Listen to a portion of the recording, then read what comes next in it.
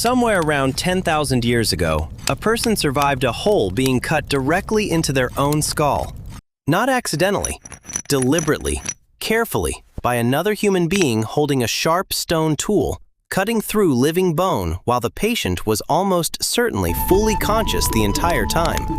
And here's the genuinely remarkable part. The bone around that hole shows clear signs of healing. This wasn't a fatal wound. This was successful surgery, performed with stone tools thousands of years before anyone understood what a bacterium was, what blood actually did, or why a wound might become infected at all. So here's the real question this video is actually built around. How did human beings, working with essentially no understanding of anatomy, no germ theory, and no reliable way to stop pain, ever manage to cut into living bodies and have the patient walk away afterward? Because it happened far more often and far earlier than most people would ever guess. And the specific history of teeth, the one part of the body every single human being has personally experienced pain from, turns out to be one of the strangest and most genuinely unsettling threads running through the entire story. Start with that skull, because trepanation, the deliberate act of cutting or drilling a hole into the skull, is very likely the oldest form of surgery humans ever practiced anywhere on Earth. Archaeologists have recovered trepan skulls from Neolithic sites across Europe, from ancient Peru, from parts of Africa, and from various regions of Asia, spanning a period beginning at least 7,000 years before the Common Era and continuing, in some documented cultures, right up into the modern era. What makes this genuinely remarkable isn't simply that ancient people attempted this, it's that a striking number of the recovered skulls show clear bone regrowth around the surgical opening, meaning the patient didn't just survive the operation itself, they lived for months, sometimes for years afterward. In parts of ancient Peru specifically, researchers studying large collections of trepan skulls have documented survival rates that, in some periods, exceeded 80%. A genuinely startling figure for a procedure performed with no anesthesia beyond whatever plant-based substances were locally available, no antiseptic technique of any kind, and stone or obsidian tools instead of steel. We don't know with total certainty why ancient people performed trepanation so often. The likely reasons probably varied considerably by culture and by era. Some cases show clear evidence of skull fractures nearby, suggesting the surgery was performed specifically to relieve dangerous pressure building up after a genuine head injury, a use case that actually lines up reasonably well with legitimate modern neurosurgical logic. Other cases show no trauma at all, suggesting a spiritual or ritual purpose instead, possibly an attempt to treat epilepsy, severe headaches, or mental illness by deliberately creating an opening for what the practitioners may have believed were harmful spirits to escape through. Whatever the actual reasoning, the technical execution itself was often genuinely careful and precise, and the survival data proves that at least some ancient practitioners had worked out something resembling real, functional surgical technique, purely through direct observation and an accumulated, informal kind of trial and error passed down across generations. Move forward several thousand years, and you reach the first written surgical text we actually have. The Edwin Smith Papyrus, an ancient Egyptian medical document dating to roughly 1,600 years before the Common Era. Though it's very likely a copy of a considerably older original text, describes 48 separate case studies of injuries, mostly trauma to the head, neck, and spine. What makes this document genuinely remarkable isn't simply its age. It's the systematic, almost clinical structure of each individual case.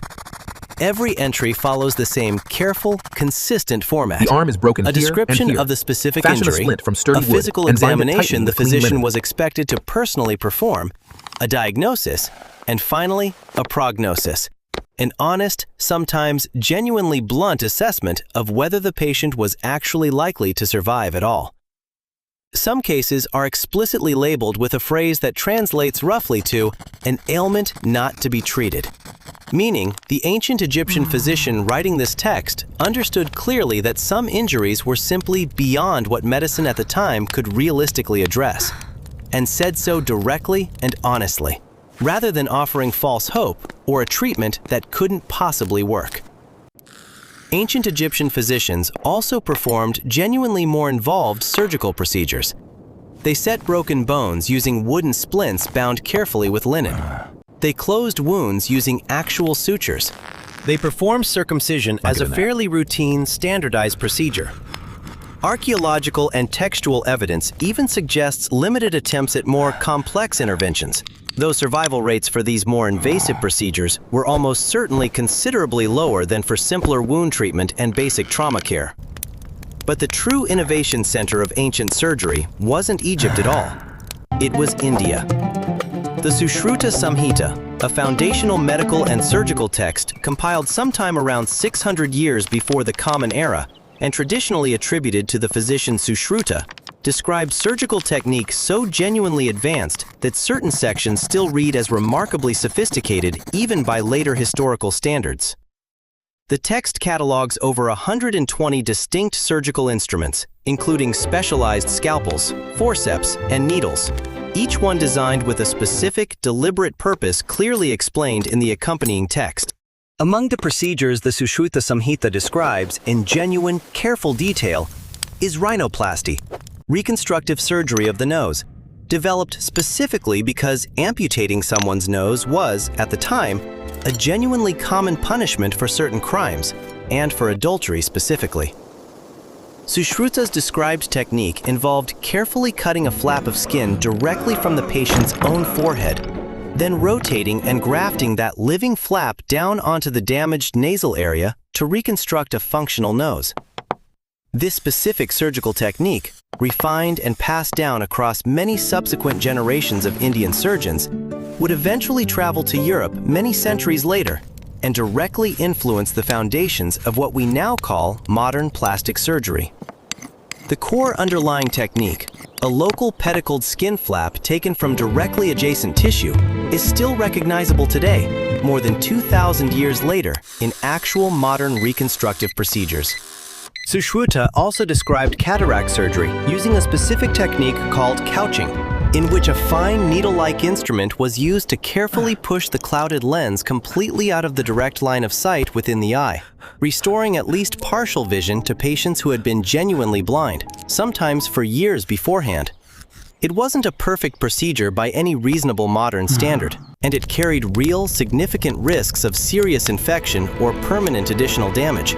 But for patients facing total, otherwise permanent blindness, it represented a real, meaningful, and often genuinely successful medical option, backed by real surgical skill. Ancient Greek medicine took a different, more theoretical direction. Hippocrates, writing around 400 years before the Common Era, is remembered today primarily for the ethical oath still associated with his name, but he and his students also documented real, practical surgical principles: how to properly reduce a dislocated joint, how to treat different specific types of fractures, and how to drain an abscess safely and effectively. Hippocratic medicine was built around the theory of the four humors, the belief that the human body was governed by blood, phlegm, and two distinct forms of bile, and that illness resulted specifically from these four fluids falling out of proper balance with one another. That underlying theoretical framework was, we now know with complete certainty, fundamentally incorrect, but some of the associated practical surgical observations built up around it, particularly regarding how wounds actually healed and how fractures should ideally be properly set, held up reasonably well regardless, because they were grounded in real, careful clinical observation rather than in the flawed theory itself. Several centuries later, the physician Galen, working primarily in the 2nd century of the Common Era, became genuinely one of the single most influential medical authorities in the entire history of Western medicine, and his specific influence stretched, largely unchallenged, for well over 1,000 years afterward.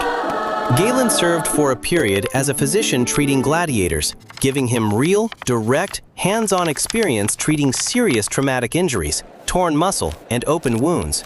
But because dissecting human bodies was strictly forbidden within Roman culture at the time, Galen performed the vast majority of his own detailed anatomical study on animals instead, most notably on Barbary macaques and on pigs. He then extrapolated many of those specific animal-based anatomical findings directly onto the human body. And while a considerable amount of what he documented turned out to be reasonably accurate, plenty of it, quite understandably, wasn't. Galen's specific errors, particularly regarding the structure of the human heart and the circulatory system, went essentially unchallenged and unquestioned by mainstream medicine for well over 14 centuries, largely because his accumulated body of written work carried such enormous, near unquestionable institutional authority. Roman military medicine, running roughly parallel to Galen's own era, developed genuinely practical, battlefield-tested surgical skill out of sheer, grinding necessity. Roman legions maintained dedicated field surgeons called medici, and archaeological excavations at Roman military sites have recovered remarkably sophisticated surgical toolkits, scalpels, forceps, specialized bone levers, and even early bronze catheters. The Roman writer Celsus, in his own medical text titled De Medicina, described surgical procedures including amputation in genuine, careful technical detail, specifically recommending that the surgeon cut cleanly through living, healthy tissue rather than through already dead or badly damaged flesh, a piece of practical advice that happens to align reasonably well with actual modern surgical wound healing principles, even though Celsus himself had no real concept of infection or of germ theory whatsoever. After the fall of the Western Roman Empire, surgical knowledge across most of Europe declined seriously and unevenly, following essentially the same broad pattern of decline you'd already recognize from other technologies and practices during this same general period. But the Islamic Golden Age preserved an enormous amount of this earlier accumulated medical knowledge, and then meaningfully expanded well beyond it. Abu al-Qasim al-Zahrawi, widely known in the Latin European world by his adapted name, Abulcasis, working in Cordoba around the year 1000 of the Common Era, produced a genuinely massive 30-volume medical text called Al-Tasrif. The surgical volume specifically illustrated and carefully described over 200 distinct surgical instruments, many of which al-Zahrawi appears to have personally designed and refined himself. He described cauterization technique in real detail, methods for safely extracting bladder stones, and specific approaches for managing genuinely difficult childbirth complications. Al-Tasrif was eventually translated into Latin and functioned as a primary, standard surgical reference textbook across European medical schools for several centuries afterward. Modern medical historians frequently credit al-Zahrawi directly as one of the true foundational figures of what would eventually become modern surgery as a distinct medical discipline.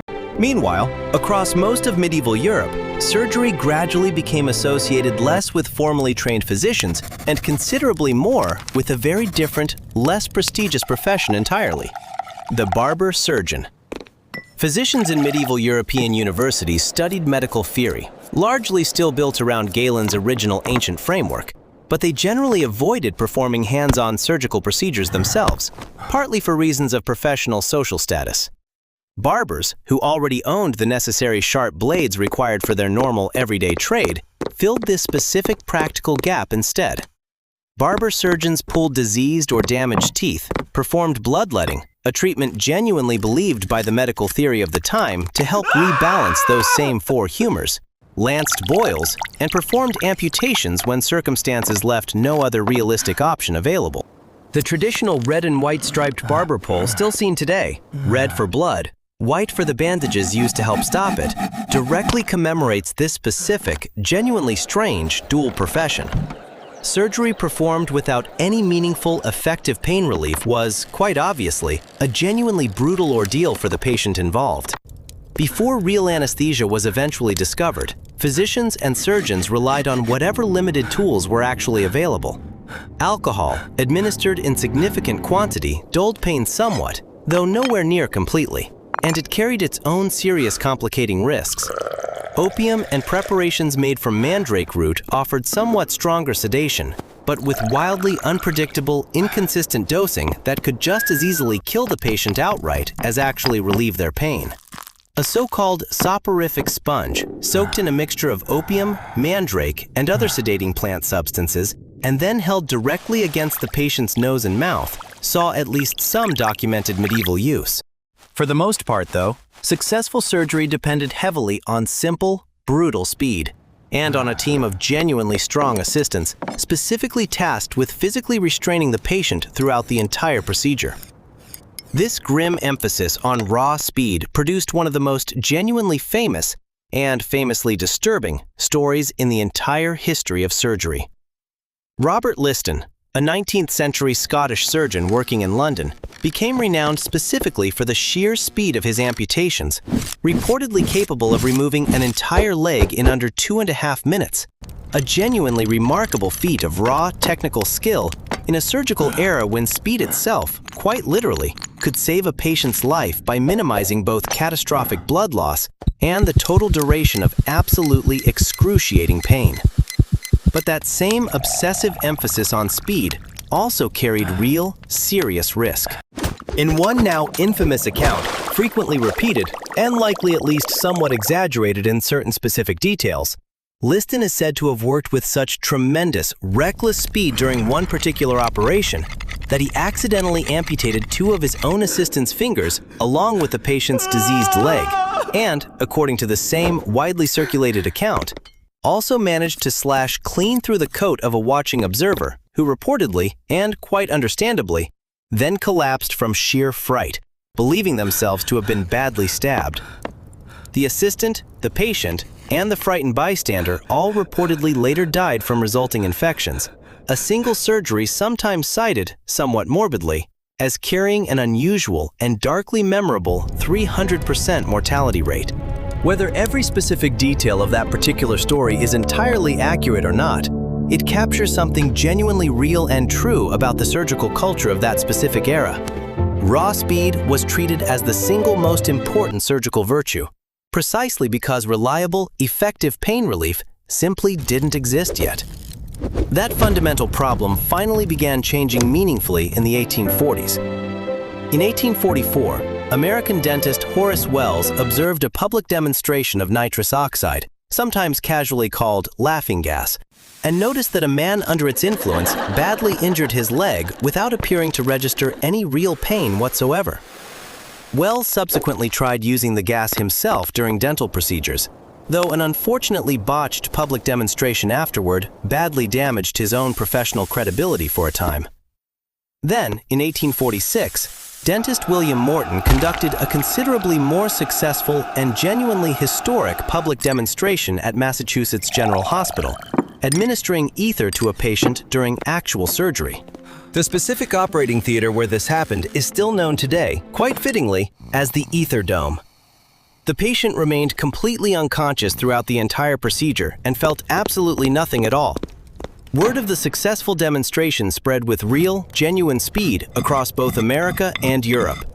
Within roughly a single year, physician James Simpson in Scotland had already identified chloroform as an alternative anesthetic agent, one that many surgeons found to be somewhat more convenient to actually administer in practice.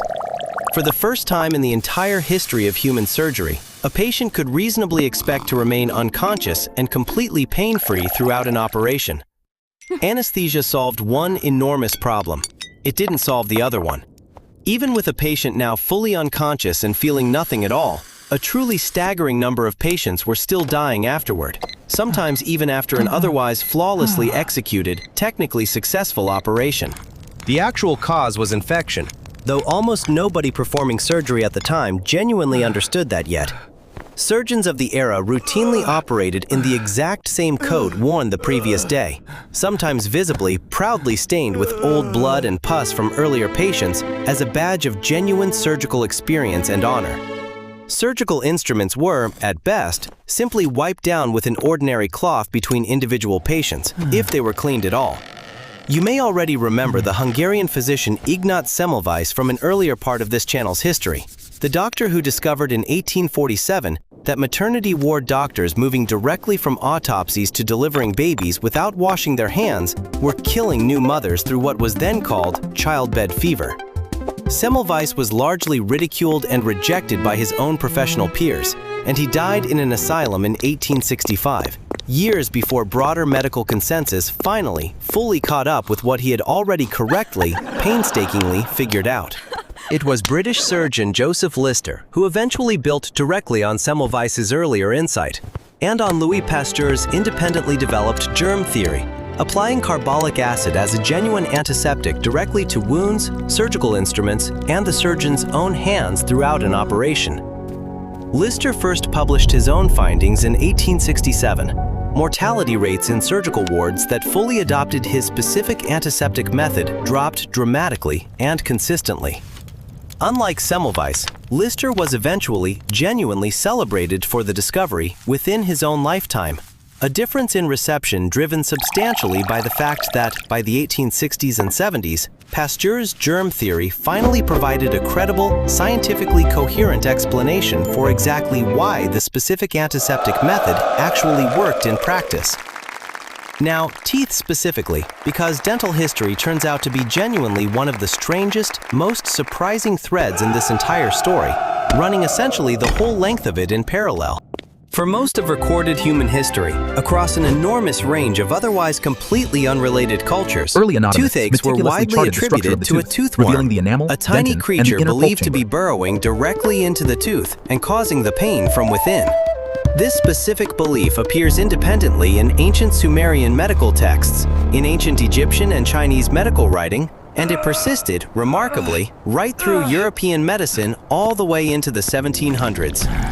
Treatments aimed specifically at killing or expelling this imagined toothworm included fumigating the aching tooth directly with henbane seed smoke, a plant that does carry genuine mild sedative properties, which likely explains at least some of the belief's persistence, since patients did occasionally report feeling at least some temporary relief from the smoke treatment itself.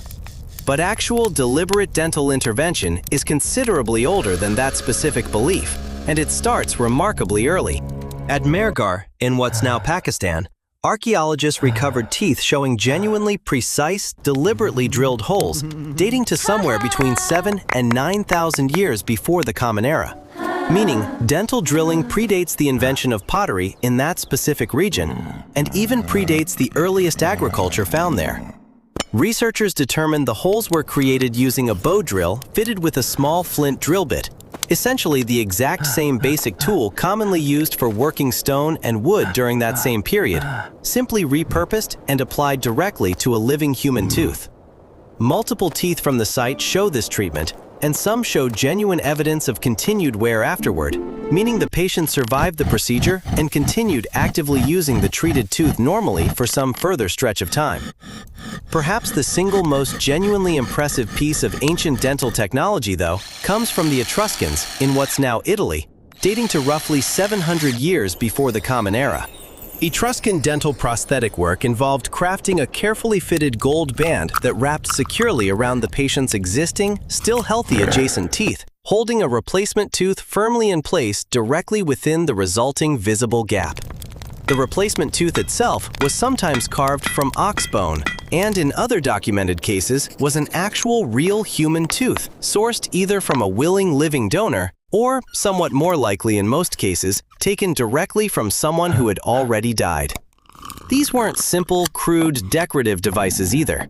They were functional dental bridges, allowing the wearer to actually bite and chew normally again, and the sheer metalworking precision involved genuinely astonished archaeologists when these specific artifacts were first properly studied and understood. Ancient Egyptians dealt with a very particular, unusual dental problem, largely specific to their own culture. Their bread, ground using simple stone mills, was chronically contaminated with fine sand and tiny stone particles, which wore their teeth down dramatically and prematurely over a normal human lifetime. Egyptian mummies frequently show severe dental wear, dental abscesses, and related bone damage. Archaeologists have found at least some limited evidence suggesting ancient Egyptian dentists attempted to stabilize genuinely loose teeth using thin gold wire wrapped carefully around adjacent teeth. Though whether this specific technique was actually performed while the patient was still alive, or was instead a purely ceremonial preparation carried out only after death, specifically for burial purposes, remains a real, ongoing subject of scholarly debate among Egyptologists today. Roman dentistry built directly on this same earlier Etruscan bridgework tradition. Celsus described tooth extraction technique in real, careful detail, and Roman dental prosthetics, gold bands securing replacement teeth, continued in genuinely widespread practical use across the empire. But after Rome's fall, this specific, sophisticated dental knowledge largely faded across most of Europe, joining surgical knowledge more broadly in its general historical decline. Through the medieval period, tooth extraction became yet another routine part of the barber surgeon's already established practical trade. But it was also, quite separately, performed by traveling charlatans and itinerant tooth pullers who worked country fairs and busy public marketplaces specifically, often accompanied by loud music, elaborate theatrical costumes, and a hired assistant crying out dramatically to help drown out the patient's own genuine screaming from the crowd outside. All of it deliberately theatrical, specifically to help draw in a bigger paying audience and to help distract the actual patient from what was actually happening to them. By the 1700s and 1800s, dentures had become a real established product with a genuine, growing commercial market. But the actual materials used to make them were often, quite genuinely, horrifying. Ivory, whether from elephant, walrus, or hippopotamus, was carved directly into a full set of dentures, but ivory itself absorbs saliva readily over time and consequently smells increasingly unpleasant with continued daily use. Animal teeth, most commonly sourced from cattle, were also carved down and used. And then there was the genuinely darkest specific source of all: human teeth, harvested directly from the recently dead. George Washington is, quite persistently, still popularly remembered as having owned a famous set of wooden dentures. That specific popular belief is, in fact, completely false. Washington's actual surviving dentures, several different sets across his adult life, were constructed instead from a genuinely disturbing combination of materials. Human teeth, likely purchased directly from enslaved people on his own plantation, a well-documented and genuinely uncomfortable historical practice at the time, along with cow teeth, horse teeth, hippopotamus ivory carved to form the actual denture base itself, and metal springs specifically designed to help hold the entire uncomfortable device somewhat more securely in place inside the mouth. The wooden appearance that gave rise to the popular myth actually came from the ivory base material staining and discoloring over time through repeated daily use, which made it visually resemble grain-textured wood to later observers who had no direct access to the original material composition. The single darkest specific chapter in this whole story is what became known, quite grimly, as Waterloo teeth. Following the Battle of Waterloo in 1815, and following numerous other major battles of that same broader era, scavengers moved out across the corpse-strewn battlefields specifically to extract teeth directly from the mouths of the dead. Young, healthy soldiers, killed suddenly in battle rather than by any long, wasting illness, provided a genuinely large supply of strong, undecayed, usable teeth. These harvested teeth were then cleaned, sorted carefully by size and shape, and sold in real bulk quantity directly to dentists across Europe, who then fitted them into new dentures for paying, living patients. The genuinely grim practice was significant enough at the time that battlefield tooth scavenging became an entire recognized, if deeply unsavory, commercial trade in its own right, and the specific evocative term Waterloo teeth remained in common, everyday use for real dentures made this exact way for decades afterward. Paul Revere, more widely remembered today for his famous horseback ride warning of approaching British troops, was also a working silversmith by trade, and he genuinely advertised dental services directly in Boston newspapers of the era, specifically offering to fasten artificial teeth securely for paying patients. Revere is credited by some dental historians as one of the earliest documented dental prosthetists working in colonial America, a professional detail that rarely makes it into the more famous story about his midnight ride. Actual technical improvement in denture materials came gradually, but real change did eventually arrive. In the late 1700s, French dentist Nicolas Dubois de Chaumont patented porcelain dentures, a genuine improvement that didn't absorb saliva or smell over time the way ivory or bone did. Early porcelain dentures were, admittedly, prone to real fracturing and often looked distinctly unnatural, an unnervingly uniform, chalky white in a way real natural teeth simply never quite are. But the underlying core material itself represented genuine, real technical progress. Then, in 1851, The vulcanization of rubber, a chemical process that made rubber considerably more stable, durable, and genuinely moldable, was successfully applied directly to denture-based construction, creating a comfortable, well-fitted, personalized base that could be shaped precisely to match each individual patient's own unique mouth. This was the direct, technical ancestor of the modern dentures still in routine, everyday use today. The final major piece of this dental story, oddly enough, wasn't really about pulling teeth or replacing them at all. It was about a genuine medical mystery. In the early 1900s, a young dentist named Frederick McKay set up general practice in Colorado Springs and noticed something he had genuinely never encountered before. A striking number of his local patients had oddly, permanently brown-stained teeth, a condition local residents themselves had already started simply calling Colorado brown stain. McKay spent literally decades methodically investigating the specific cause, eventually determining that the staining tracked closely with specific local water supplies. Later, more detailed chemical research eventually identified naturally occurring fluoride in the affected local water as the direct underlying cause. But there was a genuinely fascinating, unexpected twist buried within McKay's careful data. Patients with the distinctive brown-stained teeth also showed measurably, significantly fewer cavities than patients from other regions without the staining. Naturally occurring fluoride, it turned out, actively strengthened tooth enamel and made it measurably more resistant to decay, even though excessive fluoride exposure specifically caused that same visible cosmetic staining as a direct side effect. That specific discovery eventually led directly to the deliberate introduction of controlled water fluoridation, first implemented in Grand Rapids, Michigan in 1945, a public health intervention now credited with meaningfully, measurably reducing rates of tooth decay across entire populations on a genuinely massive scale. Local anesthesia, specifically for routine dental work, developed on a broadly similar timeline to surgical anesthesia more generally. Cocaine was first used as a local numbing agent for eye and dental procedures in the 1880s, though its genuinely serious addiction potential quickly became clear and led directly to the search for a considerably safer synthetic alternative. Novocaine, synthesized in 1905, provided that safer, more practical local numbing effect without cocaine's serious, well-documented risks, and it rapidly became the real, practical standard for routine dental procedures across the following decades. For the very first time in the entire span of recorded human history, an ordinary patient could reasonably expect to have a genuinely painful tooth removed without experiencing the full direct force of the pain involved at all. Stepping back across the whole of this story, an enormous span of surgical and dental history unfolds as a long, genuinely difficult negotiation between three separate, stubborn problems: skill, pain, and infection.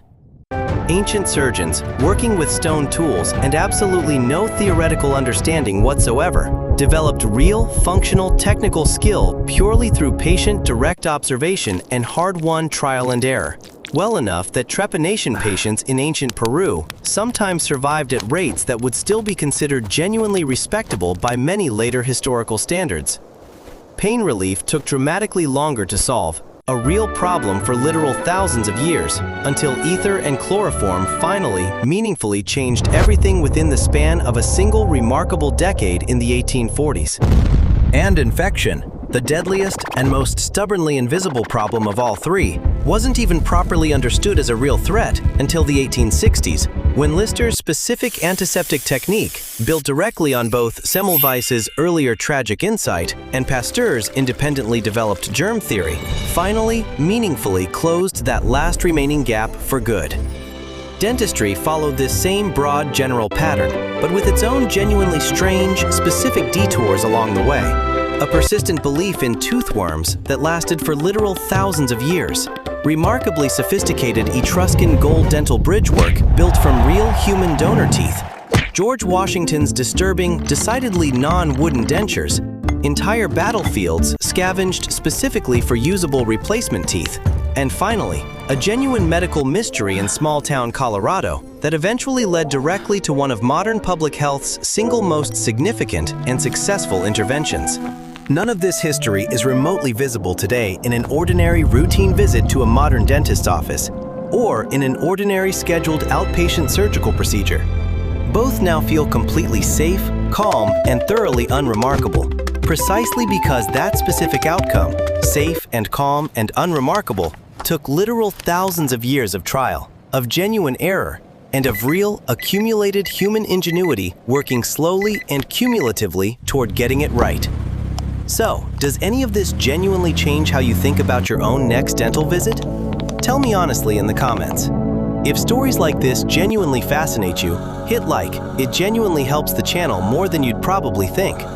And subscribe if you want more of how deep, strange, and often genuinely unsettling the real history behind the ordinary things in your own life actually is.